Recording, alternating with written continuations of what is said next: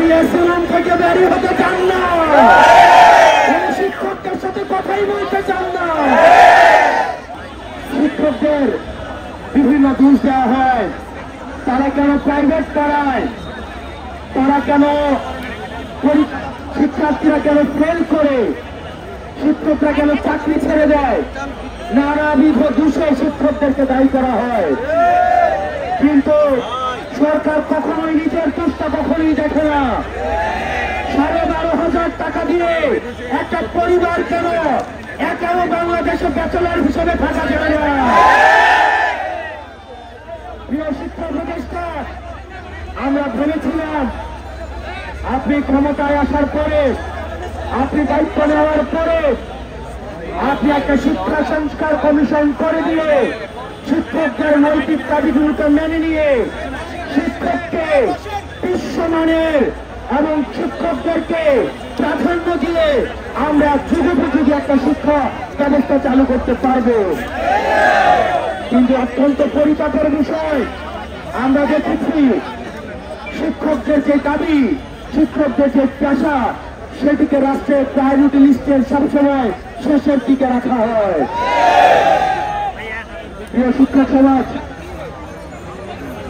আমরা অনেককেই দেখেছি শিক্ষকতা পেশায় নিযুক্ত হয়েও এই শিক্ষকতা পেশা ছেড়ে দিয়ে নানাবিধ পেশায় চলে যেতেন।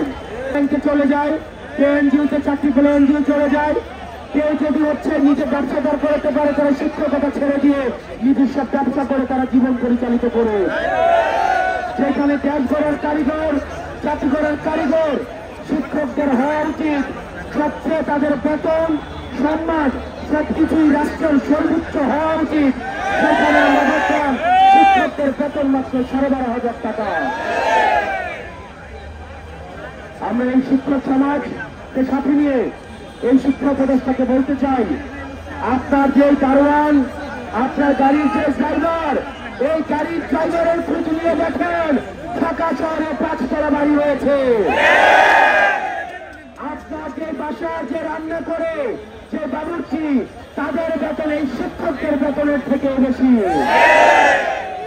আপনি জাতিগড়ের কারিগরদেরকে আপনি দায়িত্ব দিয়েছেন প্রথম শ্রেণীর নাগরিক করার জন্য, কিন্তু এই জাতিগড়ের কারিগররা জীবন যাপন করে 4র্থ শ্রেণীর। একটা 4র্থ শ্রেণীর জীবন যাপন করে কেউ প্রথম শ্রেণীর নাগরিক বানাইতে পারে না। আমরা দেখেছি শিক্ষকরা যখন এই যৌক্তিক দাবিতে রাস্তায় নেমে এসেছে, পুলিশকে সিস্টেম নেই, আমাদের পুলিশ ভাইদেরকে পেটুয়া বাহিনীর মতো আপনাদের উপরে লেলিয়ে দেওয়া হয়েছে।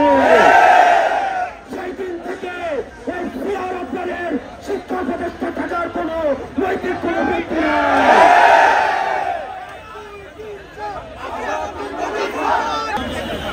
সনাতনী আমলাতান্ত্রিক মনোভাবনার মধ্যে রয়েছে।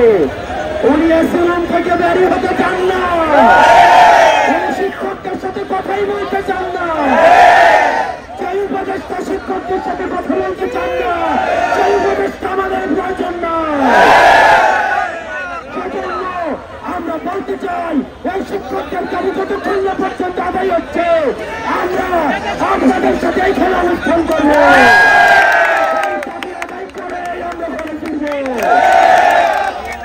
আমরা বলতে চাই, এই শিক্ষকদের আর ক্ষুদ্র শ্রেণীর জীবনযাপন করার কোন ধরনের আর কোন অবকাশ নেই। আপনারা তাদেরকে বেতন দিবেন না, আবার প্রাইভেট বন্ধ করবেন। আপনারা তাদেরকে বেতন দিবেন না, আবার প্রথম শ্রেণীর পেশাগত আপনারা হচ্ছেন অধিকার আদায়ের জন্য তাদেরকে বাধ্য করবেন, এটা হতে পারে না।